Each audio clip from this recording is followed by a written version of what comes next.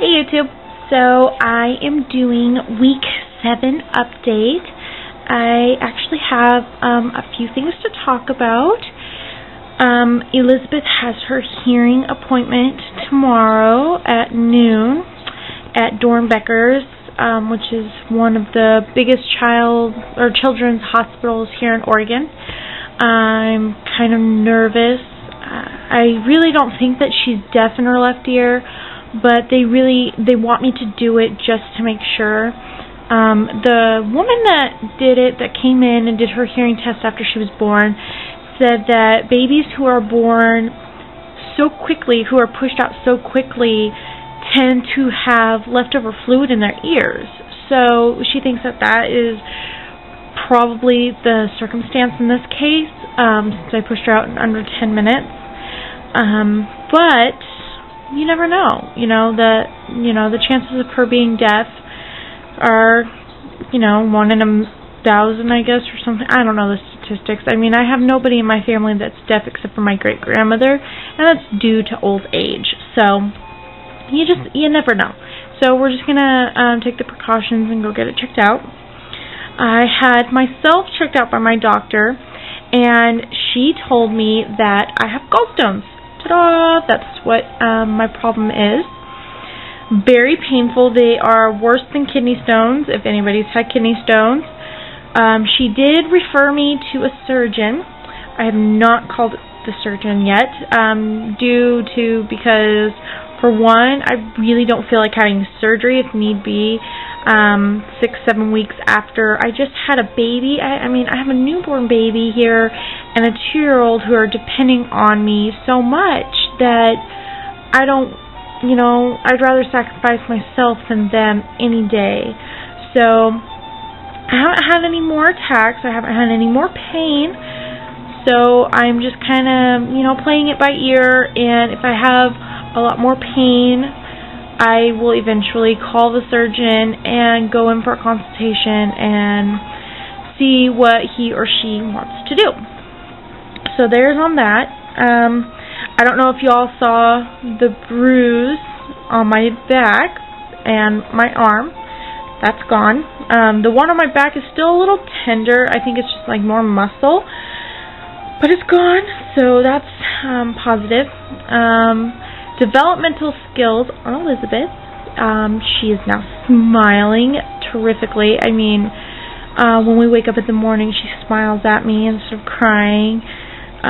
Breastfeeding, good God, breastfeeding is, I thought it was going to be a good experience and that we were just going to have this terrific time bonding, and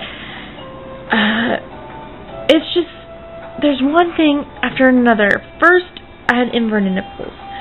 Second, the lactation nurse got her stuck on formula.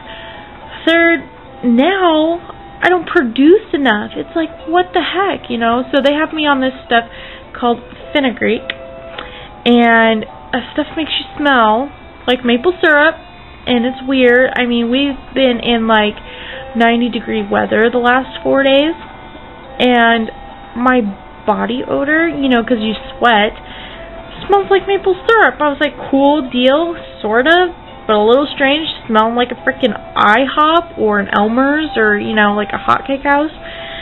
So that's interesting, and both her and our urine smells like maple syrup too, which is interesting.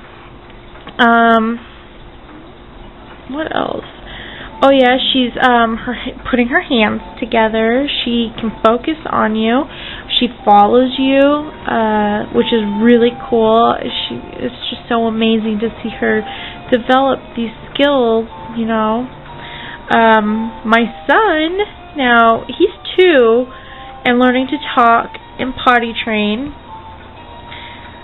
I let him watch this channel called Sprout on our cable, and he's learning so much from this television show.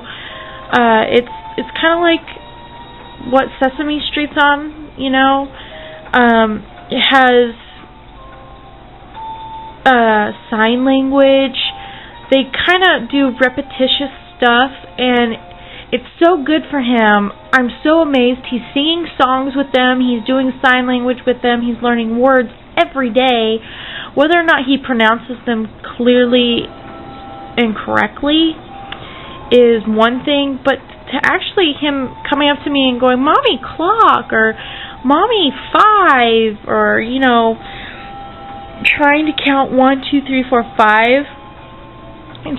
It's so amazing. I just can't believe how smart he is. I just sit there, and every night he's just progressing and showing me these new things that he can do. It amazes me, and it makes me cry just because he's getting so much older and growing so big, and just it's so amazing being a mother to two wonderful children who are learning so fast.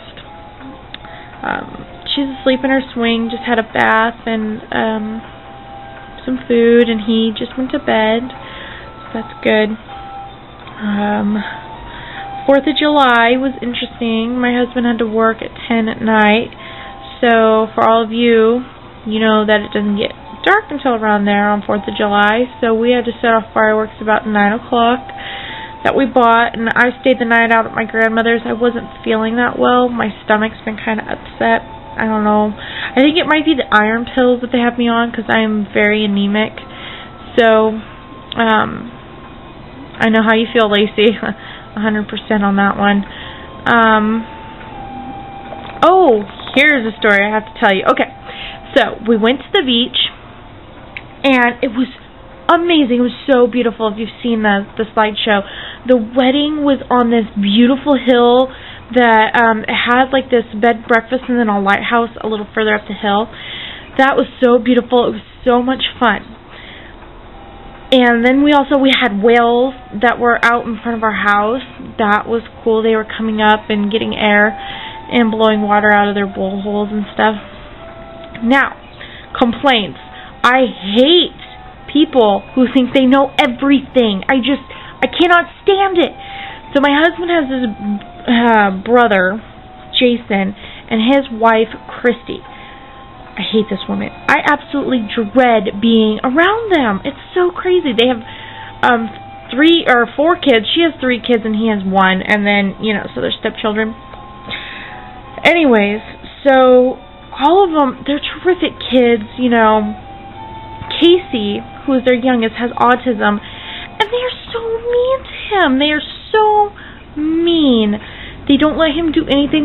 He basically like sits in the corner by himself. He doesn't know what right from wrong, you know. I feel so bad for him, and it's like, you know, what can you do in these situations when the state is involved, you know, and we call it CSV, which is Child Services, is involved to make sure that they do, you know, the minimal that they have to do for this child.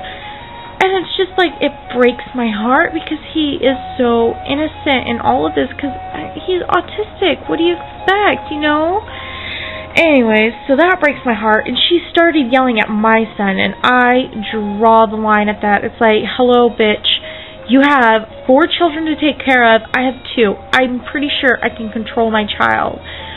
So, that was one thing, yelling at my child and telling me to shut my baby up. That was another thing. I almost lost it on her. Another one was, you know, we weren't supposed to pay for anything because we just had a baby. The economy's down, you know.